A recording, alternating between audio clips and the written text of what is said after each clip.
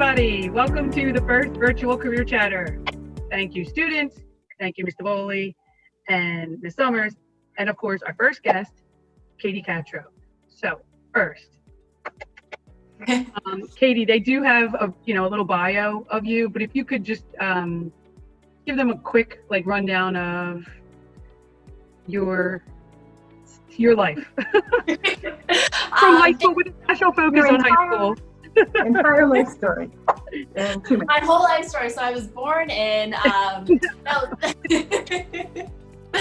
Thank you guys for having me. I'm so happy to be here. I've done the in-person career chatters, so it is exciting to do a virtual one now. And it's just such a crazy time that we're in, but I'm glad we have technology and we can still communicate this way. I'm wearing my Abington shirt because I graduated from Abington High School in 2011, so it was not that long ago. This is my tennis shirt. So I played tennis all 4 years that I was at Abington. While I was going to classes, I always wanted to be a news reporter, and kind of through classes, I learned that more and more that this is what I want to do, and I was getting the help that I needed to achieve that dream, so to speak. And so I feel like a lot of us in high school, maybe we have a dream, I want to be this when I grow up, I want to go to college for this, I don't necessarily know how to get there. Or I'm sure a lot of us are thinking, I don't know what I want to do. And so high school is the perfect time to just explore different opportunities. We had the morning announcements at Abington, which you guys still have AMP TV and all that stuff. I was awful. I would mess up. I didn't know how to read the teleprompter. I didn't know how to use the camera. I didn't know how to edit, but that is what being in high school is all about. It's about trying things out, messing up, being awful at it, and still seeing if you like it and if you want to do it. I remember one time I had to go and film tennis practice actually, and I did not hit the record button once, because when you hit record, it turns red at the top with I see a red recording button right now. I thought that meant stop, that it wasn't recording. So I completely had it wrong. So every time it was recording, I thought that was stop. So you have to mess up to get to where you want to be. So fast forward from high school, I went to Temple for journalism, and now I'm a reporter at 6 ABC. So my dream kind of came true in a way. I always wanted to be a reporter in Philly, and it happened. It took a while, but it happened. So that's why I'm happy to be here and kind of walk you guys through how I got here and answer any other questions. That was my long answer. No, that was great. I just wanted a little before the questions, because we already prepped them and they asked a couple good questions. So I'm going to ask them. And students, if you have further questions, unmute yourself, ask the question anytime.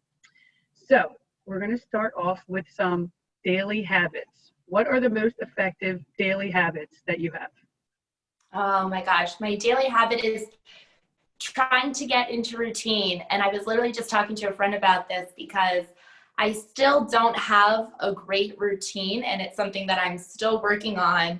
I probably had a better routine in high school actually, because I had to be up early. I was forced to wake up and get to class on time before that bell rung, so I didn't get a B lunch. But now it's harder to put myself into a routine, but I feel like when I do, my day is the most effective. And especially now where everything is virtual, I don't necessarily have to be at a certain place at a certain time, because I can do interviews over Zoom. And so it's even harder now, I think, to force myself to get up, get dressed, get ready, be at a place at a certain time, be in front of my camera or in front of my computer screen or cell phone at a certain time. So I would say, try to stick to your routine, even if you don't have to. I wake up at this time every day, even if it is the weekend. I'm still going to always wake up at 8 a.m. or 7 a.m., whenever it is. And I'm going to brush my teeth in the morning and get dressed. And I'm going to have a cup of coffee. And then I'm going to do whatever my 3 goals are for the day. I actually had a teacher that taught me that, make sure you have 3 goals for the day. So even if it's your off day, if it's the weekend and you have nothing to do, still set 3 goals to do. And it actually sometimes that's really hard to actually achieve 3 different tasks for the day. If you just want to hang out all day and like watch TV and do nothing, it's like, well, I have to achieve something. Even if it's something as little as like, I'm going to take the trash outside. It's like, okay, I did my activity for the day. Like I did something productive. So I like to set really small goals like that for myself and try to put myself in a routine, but it's so hard. I struggle with it a lot. That's what that whole book, Make Your Bed, is all about. That it's all about this. I'm going to do a horrible synopsis, but I'll try. This Army general, he gave a speech at a college, and he literally said, you know, in the Army, obviously it's a big thing of making your bed and making it perfect and whatever. But he thought that was a great way to start your day because it was the small win. Like, I just accomplished this bed. I should do that every day. I still haven't finished the book, but I make my bed now. I started it, and it actually does kind of get it's weird. Anyway, we can move on from that, but thank you for that. I should do that. Yeah, I recommend the book. I recommend the book, even though I'm not all the way done. But Students, raise your hand if you, oh, go ahead. students, raise your hand if you make your bed every day. Oh, yeah, good one. Let's see. I can't scroll down. Oh, we have a demonstration. Okay. How many was it, Mr. Woolley? Because I can't see the whole, like 3? Yeah, Yeah, 4 you or does 5. We have Robert one sometimes. who's saying, Oh, there we go. So you do that thumbs up thing. That's awesome. well done. That's a very good question. We could analyze. And actually, we can do a project out of it. Like, start making your bed for 2 weeks, no matter what, and then let's talk about it at the end of the 2 weeks. Anyway. I like that. I'm going to start doing that. See, this goes both ways. Yeah. What do you enjoy most? A lot of half of the class, I think, asked, what do you enjoy most about your career? Oh my gosh, I enjoy that it doesn't feel like work. I don't have to sit all day long. I wanted a job where I wasn't sitting at a cubicle, sitting in an office. And so as a news reporter, I never know what my day is going to be like. I mean, I get into work and then I get my assignment. So I have no idea what I'm going to cover. I could be at a farm, I could be at a fire, I could be at a, puppy giveaway. Like it could be anything, really sad, really happy, really far away. I could be in Delaware, I could be in New Jersey. So I like that every day is different and that I'm on the go. I'm not sitting inside. And I knew that was not a job for me to sit inside all day long. And I knew that in high school, like if I had a field trip for the day, I loved that. I loved getting out. Like we would take field trips to DC. I thought that was so cool. We would go to New York and we would see like a Broadway show. Like those are my favorite days when we had a field trip. So I knew, okay, I don't want to sit inside all day. And I love that I got to like change classes in high school. And I'm like, why is this like one of the best parts of my day? Like getting up and moving to the next location. I didn't want to sit all day. Like that helped me think better, just moving a little, walking for 4 minutes from my next class. So that is definitely my favorite part, is not sitting inside all day and having that adventure. Like I'm in the news van, where are we going to go? Like, what am I going to see? I feel like I have a front row seat to like the greatest show on earth. Like whatever like big thing is happening in the Philly area, like I get to be there and I get special access to get in and like be right at the front and to see it. And I think that is so cool. And then I get to tell everyone about it. Like that does not feel like work to me. I get to see other people working and then I get to report on that. That's awesome. And I think the idea of sitting all day inside has really come to fruition for some of us. So the students might actually have not known what that would be like before the pandemic, So now they kind of know a little bit more of what that's like. So I'm sure you learned if you like it and you learn if you don't. But right. Yeah. Some people hate moving around and having to get up and be out in the elements. Yeah. And some people probably don't like the spontaneous. They want their job to be predictable because it gives them like anxiety or something. So there definitely is like a lane for everyone. Now, no one asked this question, but I'm going to ask anyway. What is the craziest, most memorable like news story like that you've been a part of, that you've seen? Oh my gosh, people always ask me this, what's your most memorable story? And I never know like how to answer that. I don't think that there's like one story. Or one of them. This is how I always like the phrase, one of them. So it's not that much pressure. Yeah. I think that the stories that really stand out to me are ones that like help make a difference. And so one was, I did a story in Upper Moreland. So like right next to Abington, they had a park that they wanted to save. And it's just in a small neighborhood. There's just a little park where maybe 20 people use that park, but it was going to get demolished. And so I got to go out and do that story, which I thought was really cool, that I got to do a story to save a small playground in Upper Moreland. And it hasn't been demolished yet. And all the neighbors came outside and they were so thankful that we were there. And I was going live and I had this whole community behind me just standing like, this is our park. And one of the ladies brought, she made hot chocolate, and she like opened up her trunk and gave everyone hot chocolate while we were waiting to go live. This is before coronavirus. I think it was last October. So that was really cool to me. I'm like, this is awesome that the news can have an impact like this, where we get the word out and kind of help save the park, or help get the message out from the little guys of, hey, this is why we really need our park and why we rely on it. And it was really cool to see the community come out and just be so thankful. And so I'm like, this is awesome. Like, this is a really cool part of my job. And of course it hits closer to home when it's like right next to your home, and it's in your backyard. I'm like, I've driven by here all the time. I had no idea there was a little park here, you know? So that makes it cool. That's one of the cool things about reporting in your hometown. It's like, I know this area so well and I feel for these people. That's awesome. Maybe some of the students even saw that in your story. Maybe. Okay, so another question is, what do you wish you had known in high school, like when you were these students' age, that you learned later in life?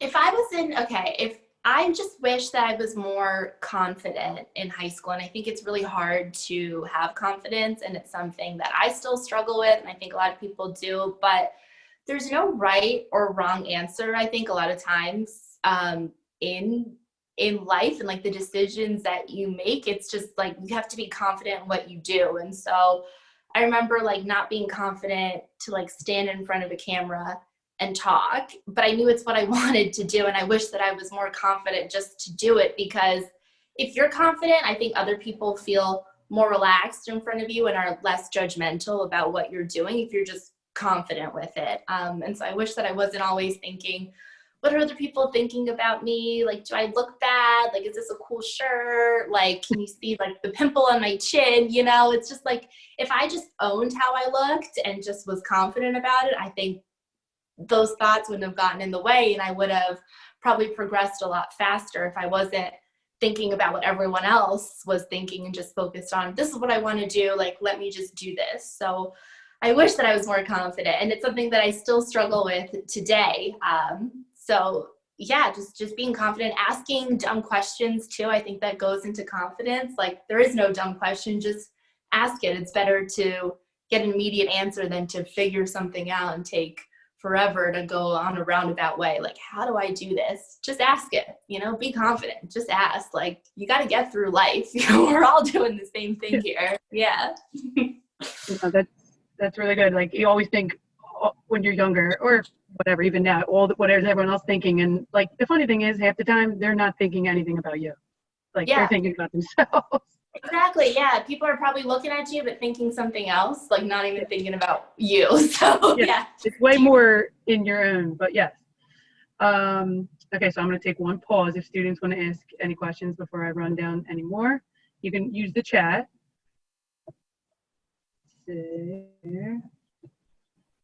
Or you feel free to unmute yourself if you want to ask a question or reflect on anything she discussed so far. Yes, let me see. Why do I not see the chat? I have a question. Okay, is this Ashley? Yeah. So when you ask a question, just say, hi, my name is Ashley, and then ask. Thank you. Okay. You don't have to say it. You don't have to say it now. Is there any place that you would like to travel outside of Philly, or you'll ever dreamt of going? Hi, Ashley. This is so cool to see people. You guys are just in your homes. I never thought I would do school like this before. So if is there a place that I would love to travel to? Well, I mean, I get to travel a lot, like for work. Like I go to New Jersey all the time, if that counts as traveling. Like this summer, I was reporting down the shore every Thursday and Friday, which I thought was really cool. And I report in Delaware a lot too, because 6ABC covers Philadelphia, the suburbs, South Jersey, and Delaware, which is really cool. So I get to travel amongst 3 states. Outside of that, though, before I worked at 6ABC, I worked in Connecticut and I lived in Connecticut. I also worked in Arkansas and lived in Arkansas for a little over a year. So that is also a cool thing about this job, is that it required me to move. I couldn't report in Philly right outside of school or right after I graduated Temple, because Philly is this huge city. And so you need a lot of experience before you can report in Philly. You have to go and get your experience somewhere smaller. So that's why after I graduated Temple, I moved to Arkansas, and I didn't know a single person in Arkansas, but I lived there for a year to get my experience in a smaller town. And then I moved up to Hartford, Connecticut, which is a little bit bigger, I'd say like a medium-sized city. And I got more experience there. So I went small, medium, and I went big. Then I went to Philly. So that's another thing I think to look for in a job is, does this job require me to move? Am I willing to move? And I think it's cool to travel. I think it's cool to live in a new state. I knew I didn't want to live in a new state my whole life. So I was like, okay, like I did this for a couple of years, and I want to be home. I want to live at home. But I'm glad I got that experience. It helped me be a more confident person, to see how people live in other parts of the country. I think that really helps you grow as a person. And I think it helped me grow as a journalist too, to see how people in other parts of the country think. How do they think in Arkansas? How do they think in New England? You know, why do they even like the Patriots? And then now back in Philly, I've taken those experiences with me. And I think that helps me present the news better, helps me be more unbiased when I'm covering certain stories, because I've seen how people live and think in other parts of the country. So it's really good to travel. I would recommend it. Or if you can, take a job in another state for a year or 2 and then come back home. All right, thank you, Ashley. Does anybody else have any other questions? And you can have some later. And I will say, Katie, you probably didn't even mean to do this, but you repeated the question, which is awesome. Because when we edit this, I'm not sure if the students will be included, like maybe not even Ashley's voice saying that. So if you don't repeat it, maybe I will. You know what I mean? Just so it makes sense when we record. But you did it anyway, so thank you. I was like, that's a good question. I have to think about it. Yeah, it was great. The students always come up with better questions than us. It's good. Let me think here. I'm going to a new slide. You answered some of these other ones, which is good. Oh, did you ever consider any other career paths other than what you're doing now? I always knew that I wanted to go into journalism. And when I was a student at Temple, I did a bunch of internships. I did like 15 internships, and some of them were in TV and some of them were in print, in magazines. I interned for Philadelphia Magazine. I did Redbook Magazine in New York, Times. So I was debating, like, do I want to be in front of the camera or do I want to be behind the scenes writing? And I think those are 2 very different jobs. Even though they're both in journalism, I learned that if I want to work for a magazine, I'm most likely going to be spending my days sitting in a cubicle writing. It's rare to leave the office as a magazine writer and interview someone in person. I thought, like, okay, cool, like I get to go and like meet people and write about my experience with them. But I learned that it's mainly phone interviews, Zoom interviews, and this was a couple years ago. It's still, I didn't see much of like an in-person interaction. And I realized, okay, like magazines, not for me. I want to be moving around and I want to be interviewing people in person and really connecting with them and feeling what they're feeling to portray it better, like to accurately portray it. I couldn't really get a sense of what this person is feeling or what they're like over a phone call. And I think that's something really cool that magazine writers can pick up on. And I didn't want to be sitting down all day. So I always wanted to do journalism, I thought about politics. I did a political internship in Washington, D.C., and I realized that I did not like that at all. Was that through college? Was that was through in college? college. That was when I was at Temple too. So I think it's really good to do an internship or take a class that you hate, because you don't like that. And like part of learning what you want to do is experiencing things that you don't want to do. So did I spend a good 4 months interning in DC? Hating it? Yeah. But now I knew for a fact I don't want to do this. Like, I spent a ton of money, interning in New York for a magazine, realizing I don't want to work for a magazine, but that's good too. Failure is really good because you realize I don't want to do this. Better to fail now as an intern or as a student. And when I say fail, you don't necessarily fail, but you're not enjoying the experience. That's fine. Better to do it now as a student or as an intern rather than as a career, and then figure out, oh my gosh, I hate this. Now what am I going to do? I have a job now. So do it when you're not employed with that person. Take it as a class, do it as an internship, figure out if you like it, and if you hate it, that's still a win, because now okay, time to try something new. Absolutely. Like the learning trial and error, and you would have never known about the inside of a magazine working, and you would have never known the politics world, because you would, even if you study it, sometimes you don't know unless you're like out there. So yeah, not a waste And of time. internships are terrific. You may have an opportunity in high school, and some of you may be going to college, and that's a perfect time to search those out. You have to kind of take it upon yourself to explore where you might be able to find an opportunity. That's always a great way to get experience. I think so. Yeah, I was going to say, and even shadowing someone for a day. I think with social media, I think if you reach out to someone on Twitter, I think that is the perfect platform to connect with people in the industry that you're interested in and shoot them a message and say, hey, I'm a high school student. Like, you don't live that, or you don't work that far away from me. Can I come shadow you for a day? And I think most people would be open to that. You are never a bother as a high school student or as a college student. People want to help younger people who are interested in the industry that they're in. You're not a bother to shadow someone for a day. Even if it's a quick phone call that they can give you, or if they can just answer some questions of yours over email, I think that is very professional to reach out to someone on Twitter or even like Instagram or Facebook. I think there's nothing wrong with doing that. I think people feel welcomed and they feel special. Like, wow, like a high school student reached out to me. Yeah, I want to help them. I remember what it was like to be in high school. Of course, I want to help you. I think that is a professional thing to do. And who's on Twitter? Thumbs up, anybody? Yeah. Anybody on Twitter? A couple of you.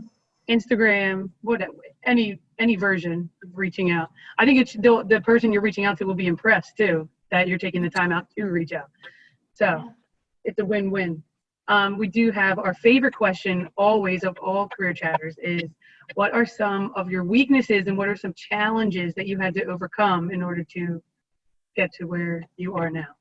Oh my gosh. I want to go back to the whole confidence thing, because I always question, like, am I good enough to make it to Philadelphia? There's a lot of pressure that comes with when you have a dream job in mind. You have been building that up for years. For me, it was 11 years, or since I was 11 years old, I wanted to be a news reporter in Philadelphia. So I'd been thinking about that for a very long time, and it was building up in my head, like, this is my huge dream job.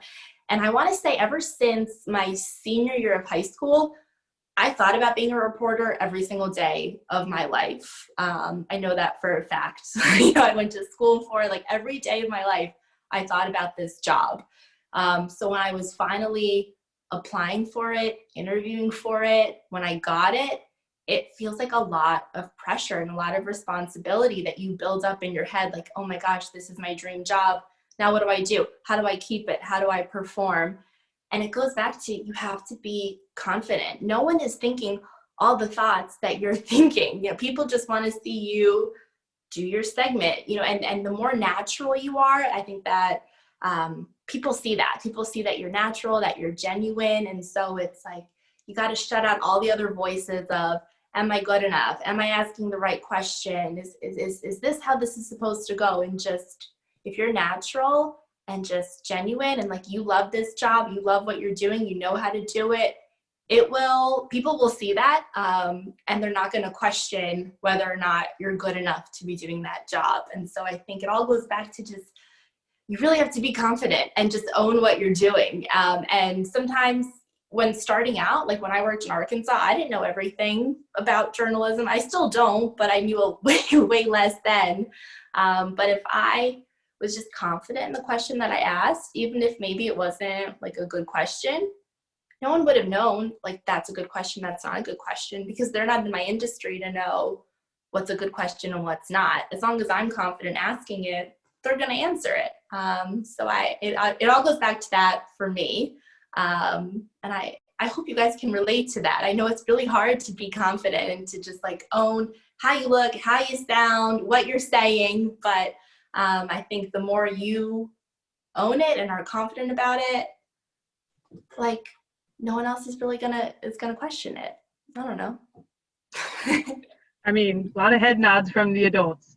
Okay, good.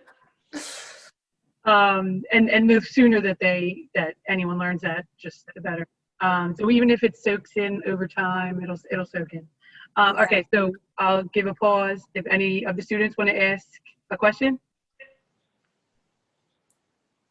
Okay, so the next question that they had here is, what did a day in the life like of your career look like before COVID? And then what does it look like now post-COVID? You kind of went into this a little bit with Ms. Summers and myself.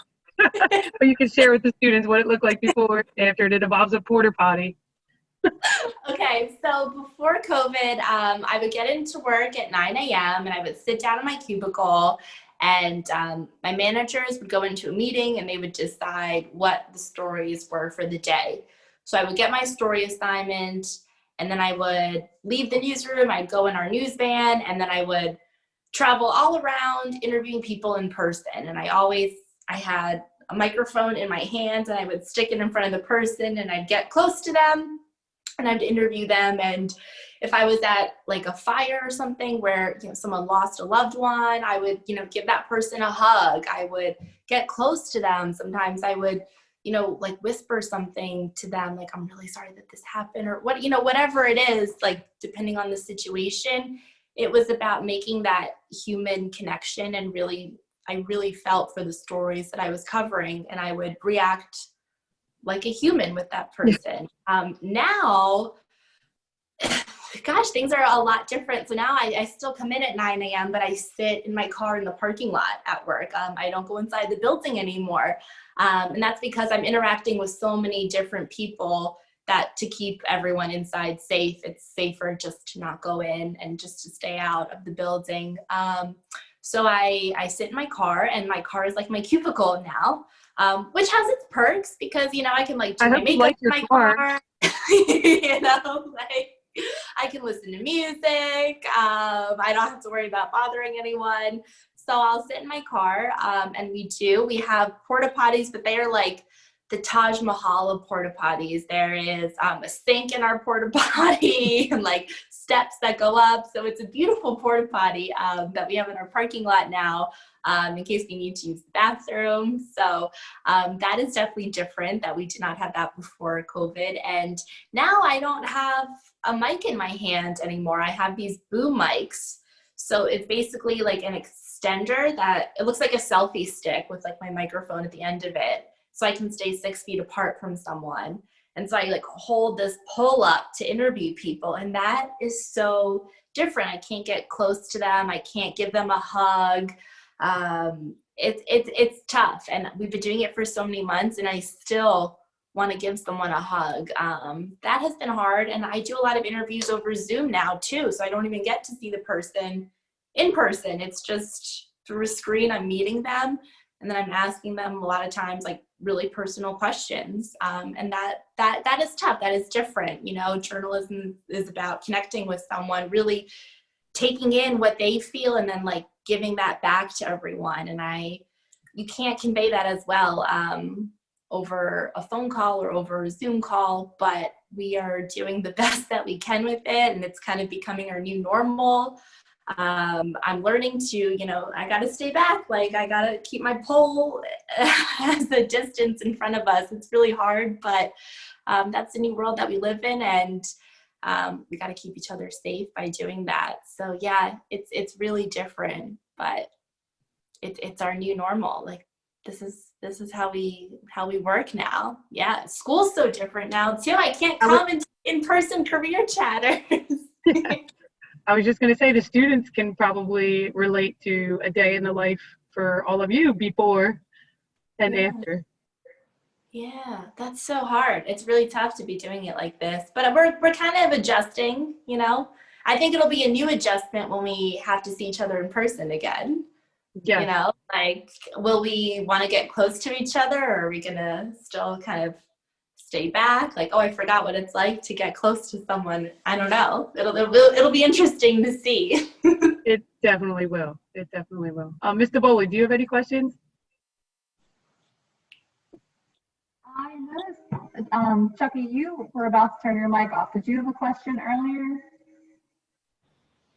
Yeah, I did. Oh, good.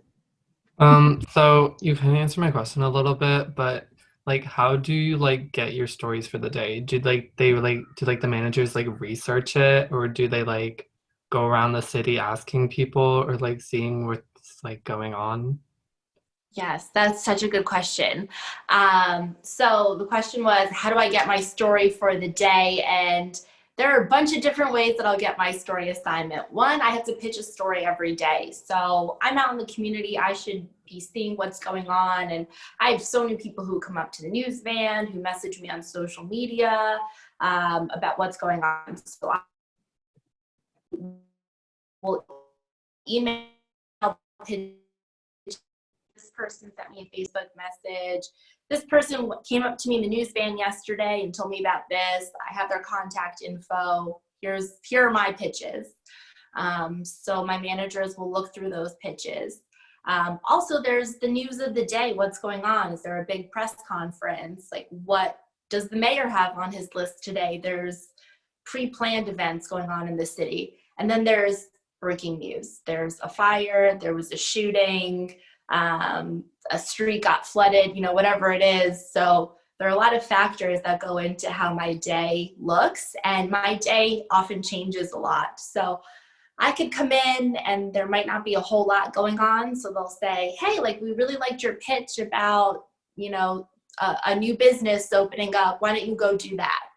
So I'll go to that new business, and then all of a sudden I'll get a phone call. Hey, there's breaking news. There's a 3-alarm fire at this apartment complex 40 minutes away. You got to leave right now.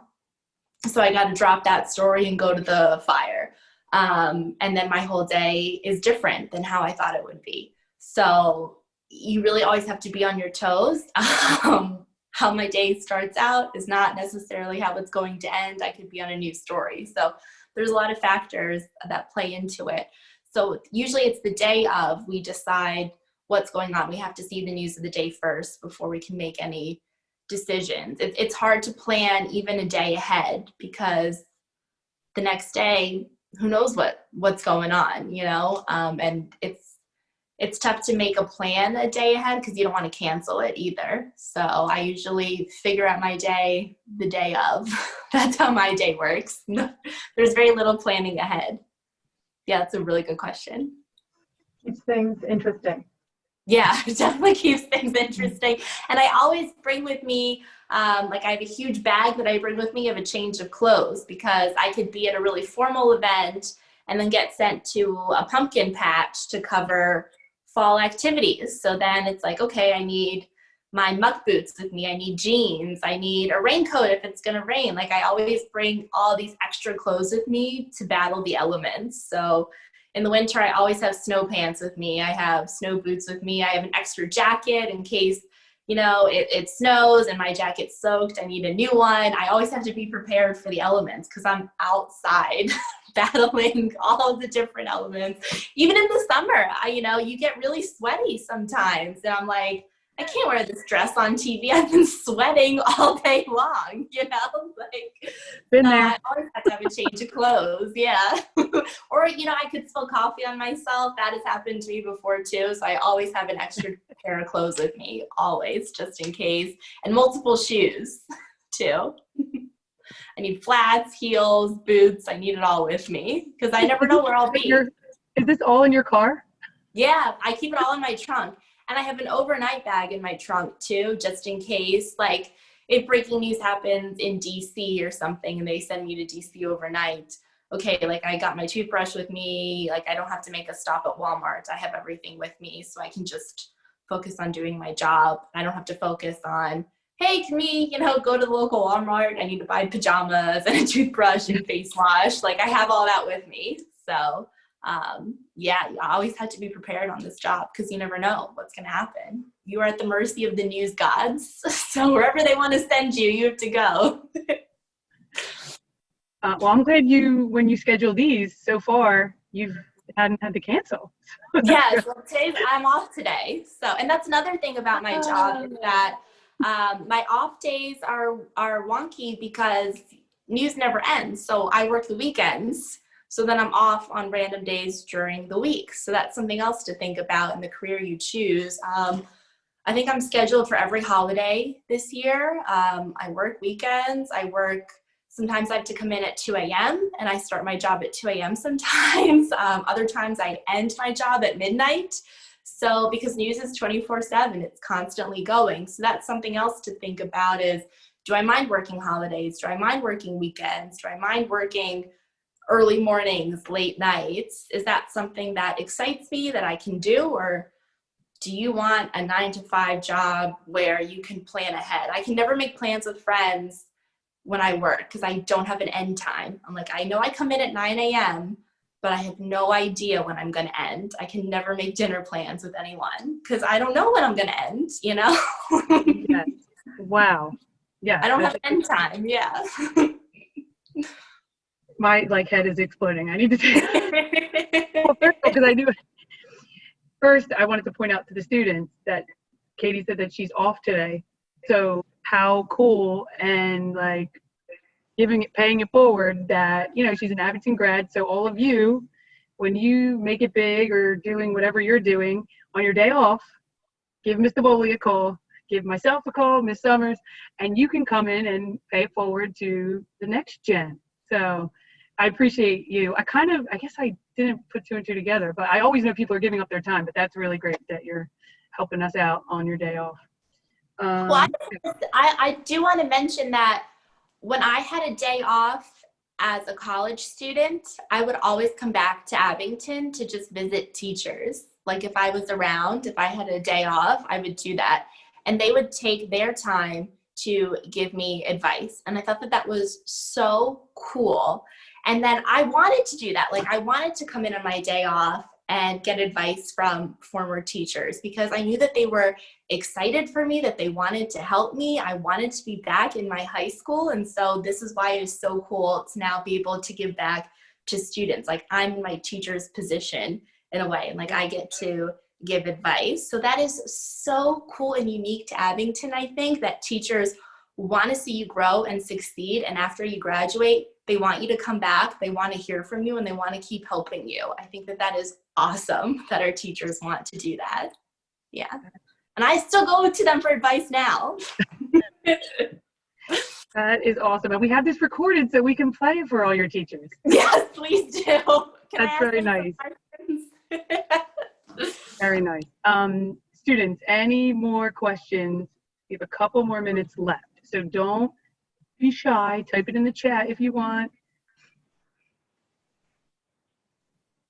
Ms. Summers, do you have a question? Okay. Oh, go ahead, Mr. Bowley. While the students are thinking and typing, because I know we have 1 or 2 more questions coming from our students, I just know it. When you were in college, 15 internships is a lot. That's a big commitment. Did you do most of them over the summers, over the holiday breaks? Did you start seeking those opportunities as a freshman? What did your internship look like for you? internship? Yeah. Yeah. So I did 15 internships in college. I don't recommend anyone to do that many. I think that was probably way too much. I did learn a lot from doing them. I would say you probably don't need to do more than 4, maybe 5. I would say anywhere from 2 to 5. So my freshman year, I actually went to Ithaca College in upstate New York. Abington, very competitive high school. So many of my friends went to Temple or Penn State, and I thought, I don't want to go where the majority of my classmates are going. I want to go somewhere different. I want to get out of Philly, out of Abington, out of Pennsylvania. I want to go somewhere different. So I went to Ithaca College, great journalism school, and after 1 year there, I loved my time there, but I wanted to intern, and I realized how awesome being from Abington is. Like, wait a minute, I have access to Philadelphia, this huge city. It's in my backyard. What am I doing in upstate New York? Like, if I want to intern, I want to intern in a big city. So I transferred to Temple, and it's really hard to be a transfer student. I had to be really brave and leave all my friends and start over again, which was a really hard thing to do. And I wish that I had just gone to Temple right out of school. I mean, it made me appreciate Philly more leaving it, but I realized, wait, we live in an incredible city. How lucky am I that I grew up in Abington? So going to Temple, I had access to Philadelphia, New York City, and Washington, D.C. They're all right next to each other. So I would take the mega bus. It cost me anywhere from $1 to like $10 to travel to New York for a one-way trip. So cheap. I could afford it as a college student, and I did that. So I would say, if you want to see what it's like to live in New York City, you don't have to go to an expensive school in New York City. You can go to Temple and you can intern in New York for a semester. I did all my internships all year round. So I did them while I was taking classes and in the summer. And in the summer I would double up. So I would do like 2 internships. One summer I did Washington, D.C. and I did Philly at the same time because the mega bus is great.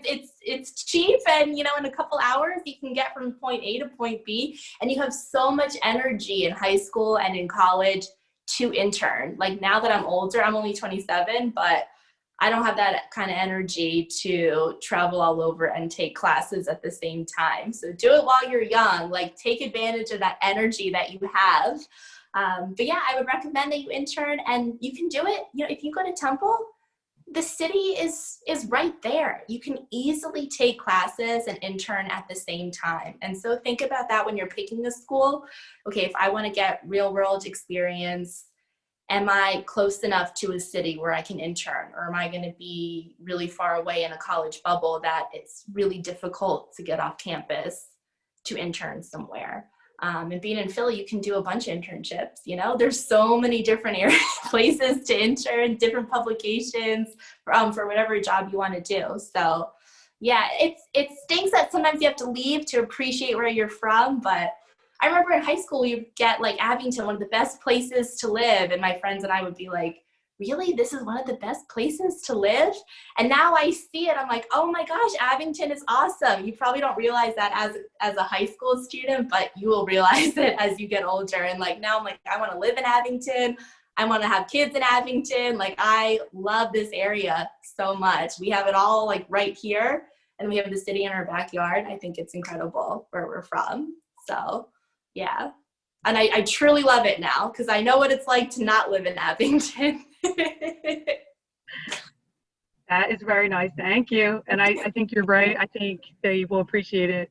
They might now, but they probably will as they get a little bit older, a little more distance. Any other questions?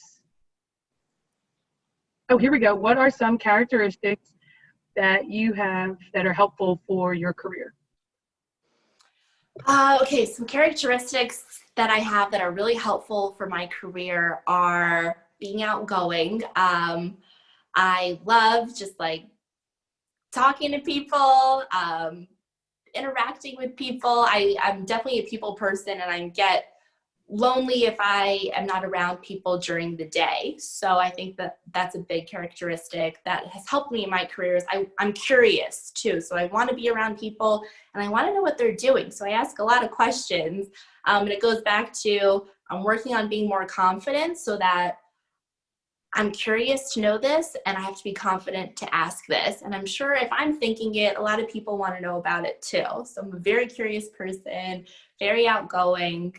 I think I pay a lot of attention to detail, and sometimes I remember like taking a test in high school that would trip me up because I would think that this is the answer and then I would go back.